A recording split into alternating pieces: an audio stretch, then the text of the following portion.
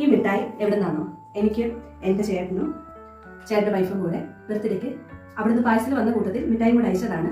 ഇന്നാണ് എനിക്ക് കിട്ടിയത്. റിനിയും ജോലജനും കൂടെ അയച്ചതാ. പിന്നെ ഞങ്ങളുടെ നീലമോനും കൂടെ.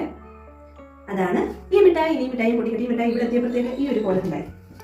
ഇച്ചിരി പൊട്ടിയെന്നേ ഉള്ളൂ, പ്രശ്നമൊന്നുമില്ല. ഞാൻ ഇനി പൊട്ടിക്കട്ടെ. നമ്മൾ ഉദ്ഘാടനമൊക്കെ ചെയ്യുന്ന പോലെ റിബണൊക്കെ കട്ട് ചെയ്ത് പറയുന്ന മാതിരി റിബണൊക്കെ ഞാൻ പൊളിച്ചു.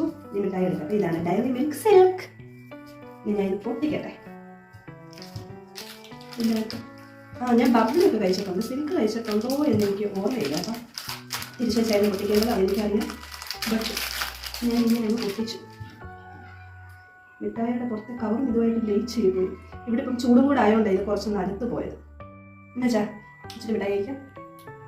അപ്പം ഞാൻ ഈ മിഠായി പൊളിച്ച് വിശാലമായി കഴിക്കട്ടെ. And that's all. ഈ മിഠായി അയച്ചതിന് എനിക്കും ജോലയച്ചനും നീലമോനും താങ്ക് യു.